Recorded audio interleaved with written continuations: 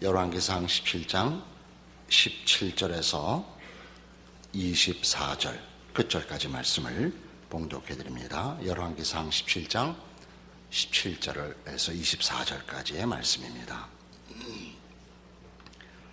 2일 후에 그 집 주인 되는 여인의 아들이 병들어 증세가 심히 위중하다가 숨이 끊어진지라.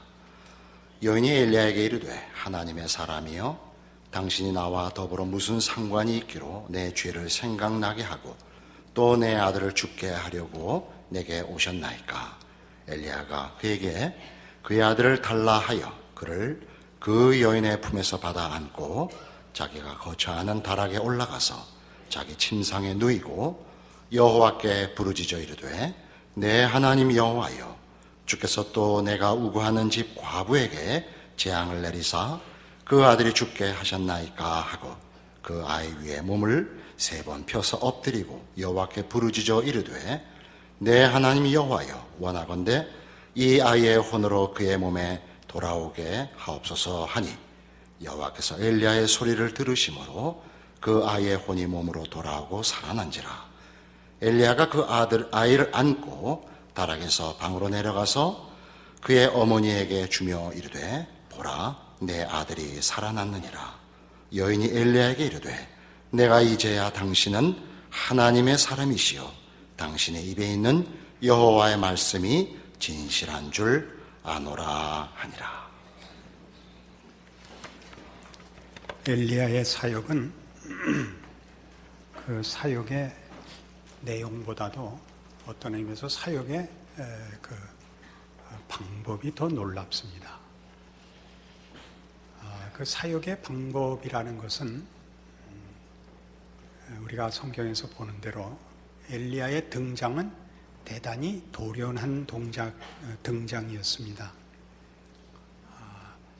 당시 최고의 권력을 가지고 있고 하나님의 뜻에 정면으로 반대하고 있는 아합 왕 앞에 사실 느닷없이 등장하여 하나님의 크신 권세로 그의 잘못을 꾸짖고 하나님의 경고를 선포하는 일로 등장을 합니다. 그러나 그 일 바로 후에 그릿 시냇가에 숨어 까마귀가 물어다주는 양식으로 연명을 하고 그 시내가 마르자 오늘 본문에서 우리 다루듯이 사르밧 과부의 집에서 연명하게 됩니다. 사르밧은 당시 시돈 땅에 있고 그 이스라엘을 벗어나 바알을 섬기는 이세벨의 친정 가문에 속한 곳에 오늘 있는 양식 먹고 죽으려고 했던 과부 집에 들어가 연명을 하게 되지요. 그것도 참 그 일이 묘해서 과부가 먹고 죽으려고 했던 양식을 나눠 먹는데 그 마지막 남은 양식은 엘리야 덕분에 하나님께서 그 가루가 끊이지 않고 그 기름이 끊이지 않는 하나님의 특별한 보호 속에서 또 공급이 됩니다. 결국은 그 집의 아들이 죽고 그를 위하여 기도하여 아들을 살려내는 것으로 이 이야기가 끝이 나는데 그렇다고 할지라도 우리가 이 사건에서 놀라는 것은 이것이 무대 위에서 벌어지지 않는다는 사실입니다.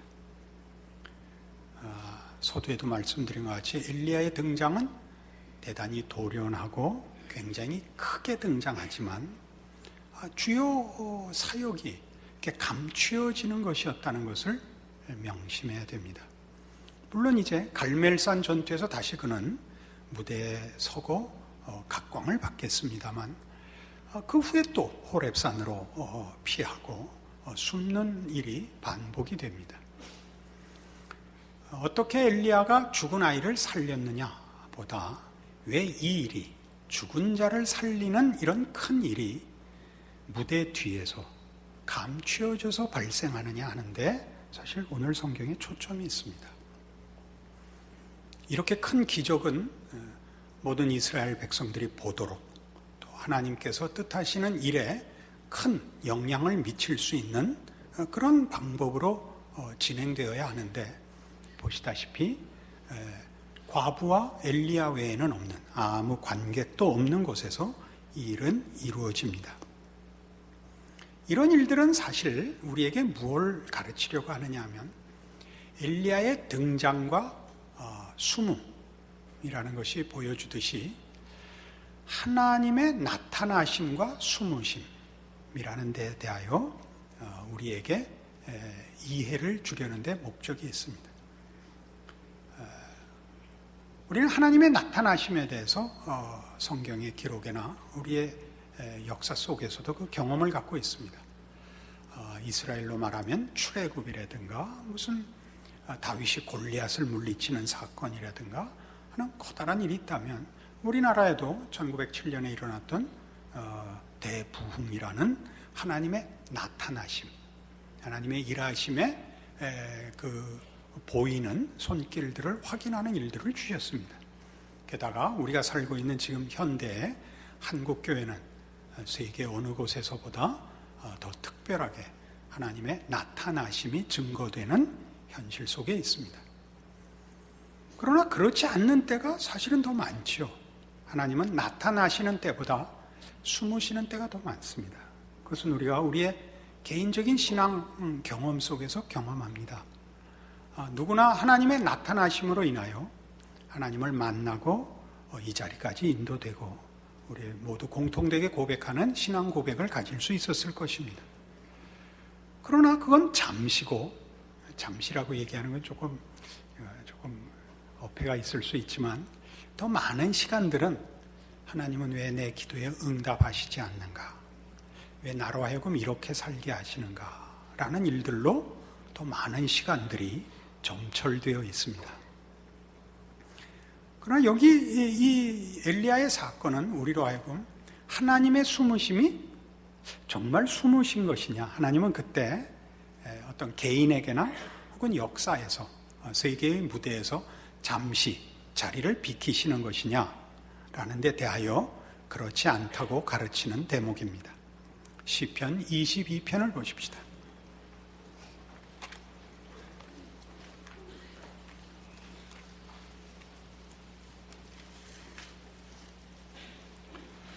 구약성경 817페이지 시편 22편 12절 말씀부터 봅니다. 많은 황소가 나를 에워싸며 바산의 힘센 소들이 나를 둘러쌌으며 내게 그 입을 벌림이 찢으며 부르짖는 사자 같으니이다.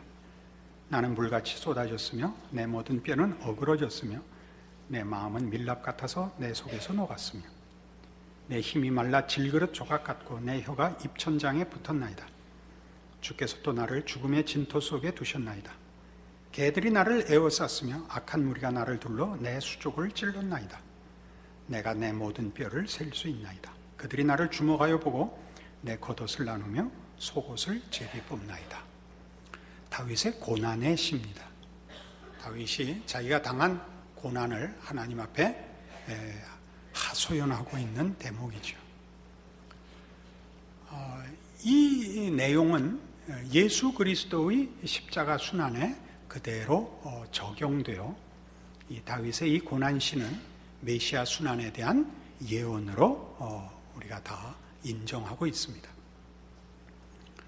우리는 예수님께서 우리를 구원하기 위하여 이 세상에 육신을 입고 온 성육신 사건과 우리를 구원하기 위하여 십자가의 대속을 위한 죽음을 겪으신 십자가 사건을 잘 알고 있습니다. 우리는 그 일을 우리의 신앙의 가장 중요한 내용으로 고백하고 이해하고 있습니다. 그러니까 다윗의 이 고난은 바로 그러실 고난받으러 오시는 성육신과 순환의 예수 그리스도를 예언하고 있습니다. 그러나 사실 이 순서는 다윗의 고난이 예수 그리스도를 지적하고 있는 것이 아니라 예수 그리스도의 순환이 다윗의 고난의 자리를 채우고 있는 것을 나타내는 것입니다. 그게 뭐가 다르냐? 그건 다릅니다. 순서가 우리가 당한 고난이 예수 그리스도의 순환을 가르치는 것이 아니라 예수 그리스도께서 우리가 당하는 바로 그 고난의 자리까지 오신다는 뜻입니다. 이건 다르죠. 우리가 우리의 당한 고난들이 어떤 의미가 있느냐라고 할 때, 이런 고난의 자리에 예수님이 오셔서 죽었다는 것은 우리가 예수의 고난을 이해하기 위한 것으로 쓰이기보다 우리의 진실한 현실의 자리까지 오시는 주님이다 하는데 초점이 있단 말입니다.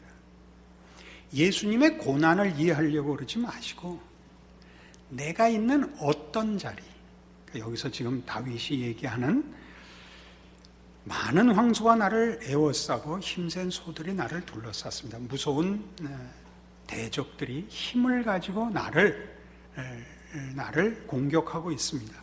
사자같이 나를 찢으려고 합니다. 나는 물같이 쏟아졌습니다. 우리의 삶의 현실 속에서 경험하는 것들입니다. 우리가 경험하는 식으로 이걸 조금 더 풀어내자면 여러분 삶 속에서 경험하는 이런 것들, 갈등, 불안, 낙심, 절망, 굴욕, 분노, 억울함, 자괴, 비열함, 그게 우리가 경험하는 자신의 모습이고 인간의 실존인데, 우리가 얼마나 많이 고통스러워하고 얼마나 많이 망가졌느냐의 그 한계 끝까지 예수님이 오셨다는 뜻입니다. 예수님의 오심은 다만 그냥 일반적인 차원에서 육체를 입고 인간이 되어 33년을 살고 갔다라는 간단한 얘기가 아니고, 우리들이 누구에게도 설명할 수 없다고 얘기하는 나의 못난 것 혹은 나의 억울함, 나의 비통함, 나의 분노, 설명할 수 없는 비의 슬픔, 거기까지 충분히 오셨었다는 얘기입니다. 그게 성육신입니다. 엘리야에게서 보는 우리의 놀라움은 그가 아합 앞에 나타나 네가 하나님을 배반하고 이 백성으로 하여금 하나님 믿는 것을 왜곡시키고 외면케 했기 때문에 3년 반 동안 비가 오지 않을 것이라, 이렇게 하나님이 큰 소리로 등장하여 그의 권세를 나타내실 때만 하나님이 말하자면 역사 속에 또는 우리의 영혼 속에 관계하시는 것이 아니라, 그런 무대 위에 없다고 해서 하나님이 가만 계시는 것 아니고, 무대 위에 안 계실 때는 말하자면 각 개개인을 그의 처한 극한의 상황에 일일이 찾아오고 있다는 것이 엘리야의 사르밧 과부 사건인 것입니다. 요한복음 12장에 가시면 이런 유명한 성경의 신앙적인 요구를 받고 있는데, 그 의미를 오늘 이런 내용과 이렇게 연결할 수 있습니다. 요한복음 12장 24절입니다. 내가 진실로 진실로 너희에게 이르노니 한 알의 밀이 땅에 떨어져 죽지 아니하면 한 알 그대로 있고 죽으면 많은 열매를 맺느니라. 우리 썩는 밀알 하나가 얼마나 많은 열매를 맺을 수 있는지를 알고 있습니다. 어떻게 썩어야 되냐면 땅에 떨어져 썩어야 됩니다. 그러니까 우리가 있는 자리는 우리가 어떤 절망과 끔찍한 자리에 있을지라도 하나님께서 예수 그리스도 안에서 찾아오신 자리고, 체휼하신, 인생을 체휼하신 예수 그리스도라는 성경의 표현대로 우리가 처한 입장과 자리를 하나님이 찾아오신 자리고, 또 다르게 얘기하면 흑암의 자리, 사망의 그늘진 곳에 주께서 오시는 겁니다. 그 성육신은 우리를 구원하기 위하여 우리가 있는 자리까지 찾아오신 것으로서 우리의 절망과 슬픔과 고통이라는 것이 하나님 앞에 이해되고 있고 하나님이 찾아오신 자리라는 것이 엘리야 얘기고, 한 걸음 더 가면 그렇게 예수님이 성육신하여 나의 고통과 말하자면 절망의 끝자락까지 오신 것처럼 내가 지금 경험하고 있는 현실의 자리는 예수 그리스도께서 우리와 함께 하사 그가 찾아오신 것 같이 모든 영혼을 찾아가는 자리라고 얘기합니다. 그것이 한 알의 밀알이 땅에 떨어져 썩는다는 표현입니다. 땅에 떨어져 썩어야 됩니다. 공중에서 팝콘이 되면 안 됩니다. 그러나 우리는 이것을 거부합니다. 이어보시면 25절, 자기의 생명을 사랑하는 자는 잃어버릴 것이요 이 세상에서 자기의 생명을 미워하는 자는 영생하도록 보존하리라. 우리가 예수를 믿고 신앙을 가진다고 해서 신앙 고백과 신앙이라는 이름으로 우리 자신이 열매를 맺는 것이 아니라 우리가 썩어 예수 그리스도께서 나라는 존재를 대체하사 열매를 맺음으로 열매를 맺는 존재가 됩니다. 엘리야는 그 과부의 아들을 어떻게 살려내느냐 하면 하나님의 사람으로서 도와주는 입장에서 엘리야가 그 사역을 하는 것이 아니라, 그 기적이 허락되는 것이 아니라, 우리 서두에도 잠시 본 바와 같이 과부의 도움 속에 있고 과부는 엘리야로 말미암아 사실은 하나님의 특별한 보호 밑에 있습니다. 둘 사이는 누가 누구의 근거가 되는지, 누가 누구에게 보호자가 되는지 모르게 엮여져 있습니다. 그것은 마치 한 알의 밀알이 땅에 떨어져 썩는 것 같이 뭐가 땅이고 뭐가 신지 없는, 썩어져 둘이 하나가 된 것 같습니다. 그러니까 엘리야가 하나님 앞에 과부의 아들을 살려달라고 기도하는 것은 더 이상 엘리야와 과부가 남이 아니라는 얘기입니다. 그는 과부의 식구입니다. 그는 과부의 일을 자기의 일로 받아들여 하나님 앞에 기도하는 것입니다. 그게 한 알의 밀알이 땅에 떨어져 썩는 것입니다.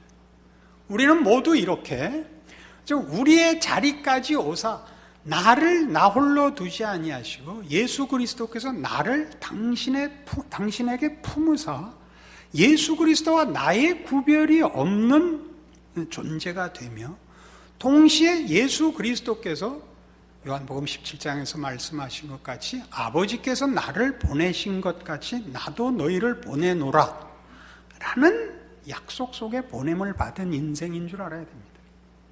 우리의 고단함은 우리 하나의 실존이 아니라 하나님 없는 모든 범죄한 인생의 실존입니다.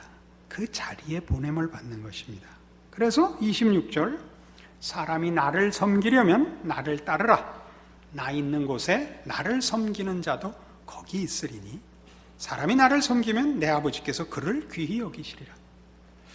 예수를 믿고 따른다는 것은 예수님이 간 자리에 같이 가는 것입니다. 그가 우리의 실존에 찾아오신 것 같이 모든 인생의 실존에 지금 찾아가시는 예수님으로 우리의 인생은, 현실은 보냄을 받은 자리라고 말합니다. 그것이 엘리야의 사역이요, 하나님이 숨으신 것 같으나 여전히 일하시는 현장입니다. 우리의 인생은 놀라운 것입니다.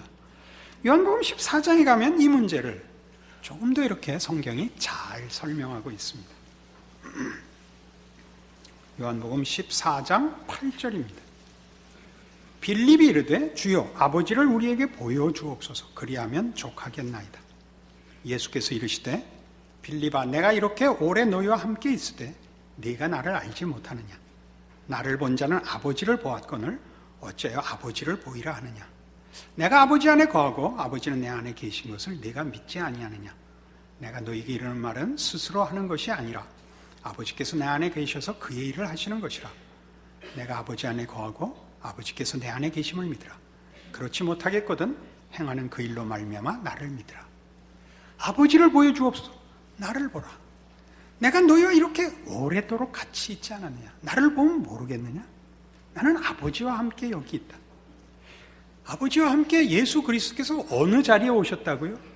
우리의 절망의 나락에 오셨다니까요. 우리 신앙에서 우리가 가장 많이 혼동하는 게 뭐라고요? 신앙이라는 이름으로 고통이 해결돼야 된다고 믿는 것이죠. 그렇죠? 예수를 믿는데 아직도 고통이 있다면 내 신앙의 어느 부분이 잘못되어 하나님 앞에 응답받지 못한다고 생각한다는 사실이죠. 성경은 그렇게 얘기하지 않습니다. 우리가 누군가 확인시키고 그 일을 내가 해결하는 것이 아니라 또는 하나님 앞에 구하여 응답받는 문제 이전에 하나님이 찾아오사 예수 안에서 해결한 인생이라고 가르칩니다. 우리는 이 문제가 내가 하나님 앞에 인정받고 있고 구원받고 있고 내 믿음이 사실이라는 것을 고통의 해결로, 형통의 문제로 자꾸 확인하려고 합니다. 성경은 그렇게 얘기하지 않고 하나님이 예수 안에서 일하시는 방법으로 설명하고 있다 이겁니다.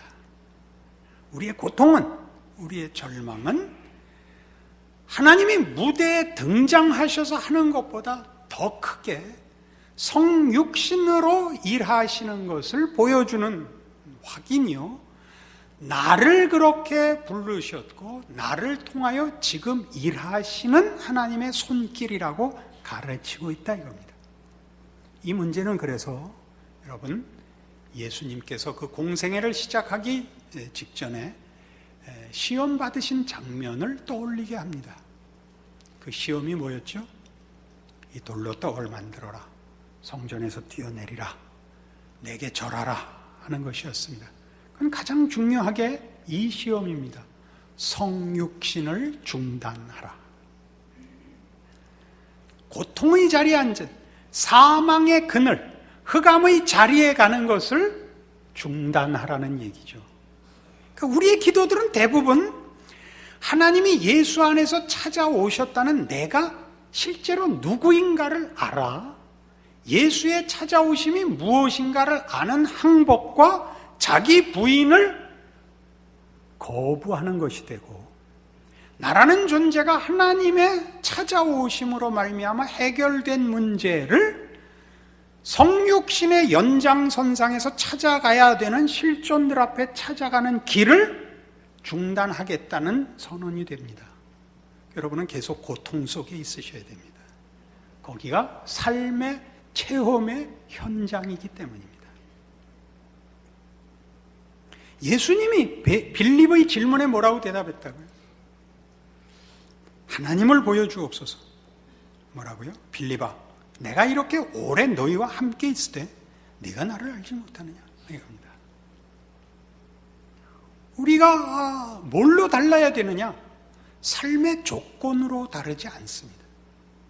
그 어려움과 인간과 인생의 고단함과 절망을 아는 자가 무엇을 붙들고 살고 있고 무엇을 근거하여 살고 있느냐에서 달라야 합니다. 고통은 동일할 것입니다. 그래서 이렇게 요구하죠. 12절, 내가 진실로 진실로 너에게 이르노니 나를 믿는 자는 내가 하는 일을 그도 할 것이옵니다. 뭘 할 것입니까? 우리 이거 너무 쉽게 혹시 견감부회하는 거 아전인수격으로 쓰는 거 아닌가 모르겠습니다. 형통해야 종교성을 확인받는 데 쓰는 거 아닐까요? 여기서 말씀하시는 나를 믿는 자는 내가 하는 일을 그도 할 것이오는 성육신의 연장입니다. 여러분은 주께서 사람으로 찾아오신 것 같이, 그리하여 십자가에 죽으신 것 같이 그의 인생을 신앙으로 이해해야 합니다. 우리는 우리가 경험하는 현실의 고통이 어떤 의미를 가지는지 매우 이해하지 못하는 것 같습니다. 저도 오랫동안 이 문제로 고민을 했던 사람이고 고통스러워했습니다. 사람은 꼭 누구로 인하여 고통을 받는 것보다 스스로로 인하여 고통받는 게 맞습니다. 우리는 성실하지 못하고 정직하지 못하고 용기 있지 못하고 지혜롭지 못하며 소원은 있으나 이루지는 못합니다. 남에게 말할 때는 그 쉬운 정답들이 자기에게는 잘 적용이 안 됩니다. 얼마나 많은 고통이 있습니까? 인간이 못났다는 것을 자신에게서 발견하는 건 누구에게나 피할 수 없는 인생에서의 직면해야 될 문제입니다. 예외가 없죠. 그래서 뭘 배우죠? 우리는 다른 사람을 용서하게 됩니다. 우리가 경험하지 못한 건 우리는 용서하지 못합니다. 우리가 보통 관용하는 것들은 이해의 폭이 넓거나 마음이 넓어서가 아니라 보통 우리의 관용은 관심이 없는 것에만 적용됩니다. 그죠? 그때만 관용이 되고 이해관계가 얽히면 우리는 관용하지 못합니다. 사실 우리가 화를 내는 것은 어떤 정당함을 위해서가 아니라 내가 불편해서 더 많이 화를 냅니다. 그죠? 이 교회 안에서도 큰 소리가 있는 거는 눈꼴이 쉬어서 그렇습니다. 내가 참아야 되는데 불편한 사람 보고 나타나지 말라고 그러는 거죠. 거기에 주님이 오십니다. 그 자리에 주님이 오해받으시고 공격받으시고 수모당하시고 고통당하시고 죽으십니다. 무시무시하죠. 거기까지 오십니다. 그러니까 우리 중에 누구도 자신의 절망과 고통과 비참함을 가지고 기독교 신앙이 나를 담아내는데 부족하다고 얘기할 수 없습니다. 우리가 내 이 고통은 하나님이 모르실 거다, 내 이 억울함은 하나님이 모르실 거다라고 얘기할 수 없습니다. 하나님이 거기까지 다 오셨기 때문입니다. 왜 나에게 이 고통을 당하게 하시는가? 훌륭해지라고요. 우린 비로소 참을 수 있습니다. 나이가 들면 젊은 사람들이 그렇게 한심해 보입니다. 저 뭐 하려고 그러나, 저 어떡하려고 그러나 싶습니다. 참 한심합니다. 아무 준비도 안 돼 있고 아무 노력도 하지 않고 청군 이겨라 백군 이겨라만 하고 있으니까, 그러나 따지고 보면 제 젊은 날을, 젊은 날이랄 거 없습니다. 인생을 다 되돌아보면 어떻게 여기에 와서 서 있는가 싶습니다. 하나님이 우리가 알고 이해하는 장면까지만 우리랑 관계하시는 것이 아니라 우리가 생각하지 않고 고집 부리는 데까지도 들어와 계신다는 사실입니다. 그것이 엘리야 얘기죠. 놀라운 지금 이 요한복음 14장 이야기죠. 어떻게 하라고요? 내가 진실로 진실로 너희에게 이르노니 나를 믿는 자는 내가 하는 일을 그도 할 것이요 또한 그보다 큰 일도 하리니 이는 내가 아버지께로 가미라. 주께서 이 모든 우리의 삶에 절절한 실존에 오시고 승리하시고 아버지께 돌아가셨습니다. 능히 우리를 도우실 것입니다. 능히 우리를 도우실 것입니다. 그래서 우리는 우리의 삶이 내가 보내진 자리가 얼마나 귀한 줄을 알아야 됩니다. 고통스럽지만 귀한 줄 알아야 됩니다. 선한 사마리아인 비유를 보십시오. 그가 일부러 강도 만난 사람들을 찾아다니느라고 그 선행을 한 것이 아니라 자기 길 가다 만나는 것입니다. 강도가 출몰하는 지역을 다녀야 됐던 사람입니다. 여러분이 거부하고 여러분이 원치 않는 여러분의 삶의 현실은 거기 누군가의 영혼을 위하여 누군가의 죽음과 실패를 회복시키기 위하여 하나님이 찾아가시는 손길로서 여러분이 서 있는 자리입니다. 그 자리를 지키십시오. 울면서 지키십시오. 그것이 마태복음 25장에 나오는 예수님이 말씀하신 최후의 심판에 대한 비유입니다. 지극히 작은 자 하나에게 한 것, 지극히 작은 자 하나에게 하지 않은 것. 그 지극히 작은 자란 우리가 묻혀있는 성육신의 이 원리로 보냄을 받은 자리에 엘리야와 과부와 묶이듯이 묶여진 사람에게 하나님의 사람이었느냐고 묻는 심판의 비유입니다. 큰 거를 하는 거는 조금 다른 특별한 소명이 있을 때 하는 겁니다. 나라를 구하고 사회의 지도자가 되고 하는 것은 특별하게 하나님이 그렇게 하십니다. 그러나 그렇게 드러나는 것 말고 감춰짐 속에서 하나님은 여전히 일하고 계시고, 그것은 나타난 일보다 결코 작지 않은 기적과 진실함으로 간섭하시고 역사하시는 하나님의 손길입니다. 그래서 로마서 12장에 이런 중요한 성경의 권면을 받습니다. 256페이지 로마서 12장 14절입니다. 너희를 박해하는 자를 축복하라. 축복하고 저주하지 말라. 즐거워하는 자들과 함께 즐거워하고 우는 자들과 함께 울라. 서로 마음을 같이하며 높은 데 마음을 두지 말고 도리어 낮은 데 처하며 스스로 지혜 있는 채 하지 말라. 이게 무슨 말일까요? 너희를 박해하는 자를 축복하라. 우리 원수를 사랑하라 까지 가야 되는 줄 알고 있지만 그것이 어떤 명분이나 종교성으로 요구되는 것 아닙니다. 여기서는 성육신의 원리입니다. 우리가 박해받는 자리에까지 간단 말이죠. 괄세받는 자리까지 가는 것 억울해하지 마라. 거부하지 마라. 그겁니다. 여러분 이렇게 다 이렇게 앉아 계시니까 개인적으로 모르니까 여러분 얼마나 지친 현실 속에 있는지 제가 잘 모르겠습니다. 여러분들도 저를 이렇게 설교하는 자로만 알고 있으니까 제가 늘 훌륭하게 사는 줄 알고 있을 겁니다. 저 그렇지 않습니다. 저는 많이 고민하고 많이 절망했던 사람입니다. 그것이 다 없어졌느냐? 그렇지 않습니다. 절망을 끌어안는 법을 배우고 있습니다. 옛날엔 절망을 터뜨려 버리려고 했습니다.